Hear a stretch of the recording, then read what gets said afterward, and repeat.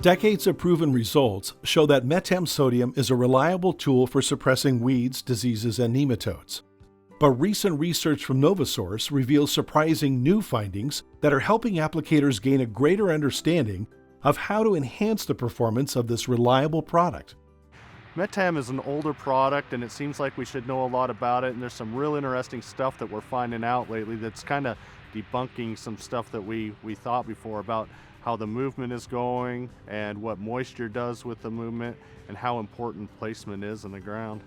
In fact, results from more than 15,000 soil measurements, taken over more than 2 years by NovaSource, show that applicators can match Metam sodium to the pest in more targeted and efficient ways through a greater understanding of the product and the properties of the soil where it is being applied. For many years, a common assumption has been that all fumigants behave the same way upon application. Many applicators have thought that Metam sodium acted as a typical fumigant by moving widely and deeply throughout the soil profile. But it's not true. A primary insight in our findings is that precision placement is key, because Metam sodium lacks mobility in the soil because of its low vapor pressure. NovaSource has found the key factors for increasing Metam sodium mobility: soil preparation, soil moisture, and application technique to ensure precision placement.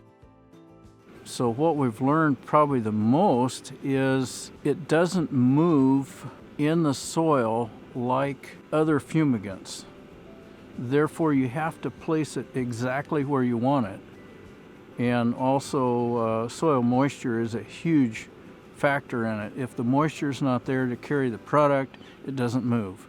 If it doesn't move, it doesn't contact the pest that you're after or the pathogen. Therefore, it doesn't do its job. Product placement and moisture. Let's take a closer look.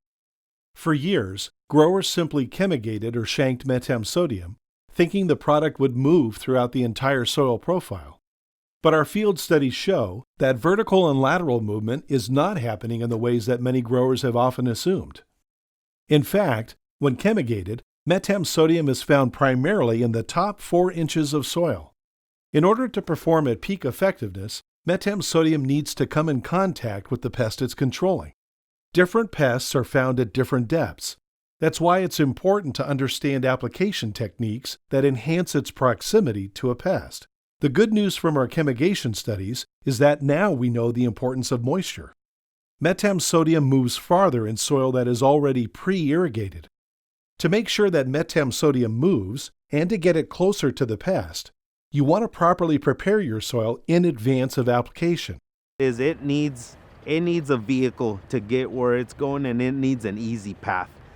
So soil tilth and moisture, really important. So the way you prepare your ground, it has a lot to do with it, and then get the product where you want it to work. When preparing the soil, proper moisture content is essential. Ideally, you want to achieve up to 80% soil moisture throughout the targeted soil profile and maintain that moisture level for up to 30 days in advance of the day you apply the product if possible. This is critical to prevent surface drying.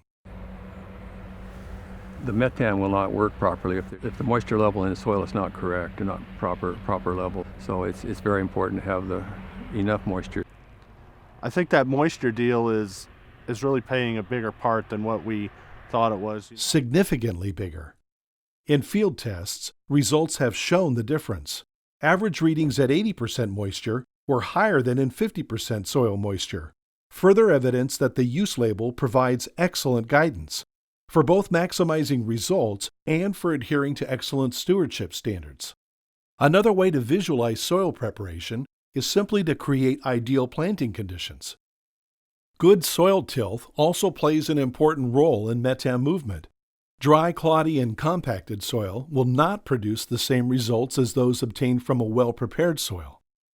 Regardless of the depth of shank application, mobility is always better in non-compacted soil with proper moisture content.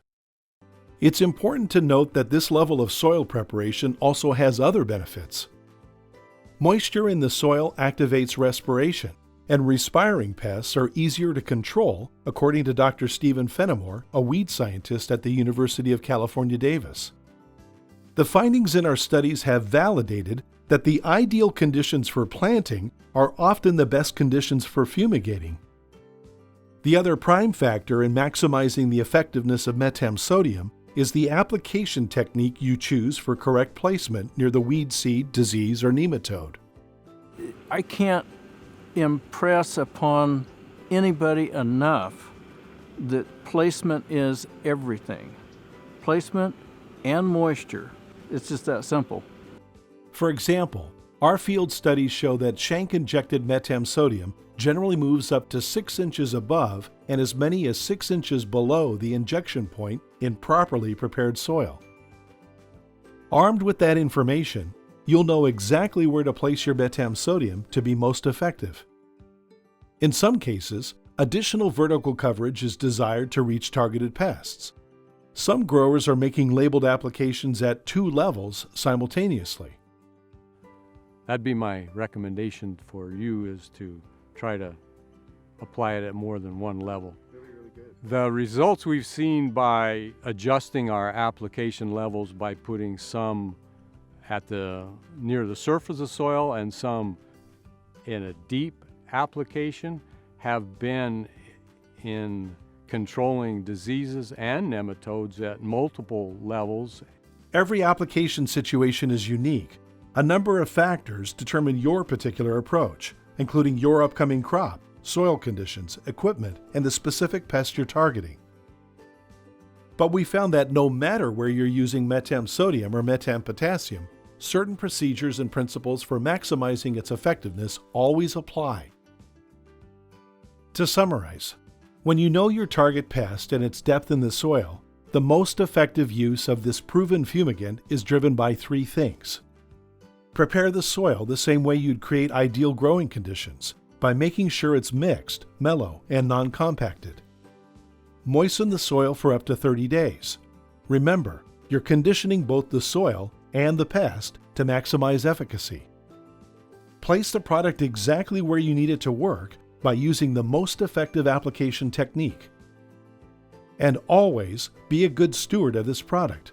Use it according to labeled directions, following all labeled requirements and restrictions. Do not leave any Metam sodium on the soil surface to prevent waste and any potential to create odor or off-gassing issues. Following good stewardship practices can enhance efficiency, efficacy, and return on investment. Metam sodium is a pretty interesting product, that's been used for a number of years and very successful using it. I think it's kind of neat that we can take a product like that we seemingly know a lot about and find new little nuances to it that hopefully we can get better performance out of. So I'm encouraged about the future of Metam. You really can increase your return on your investment in Metam sodium by using these research insights to match product to pest more effectively. To learn more, visit novasource.com.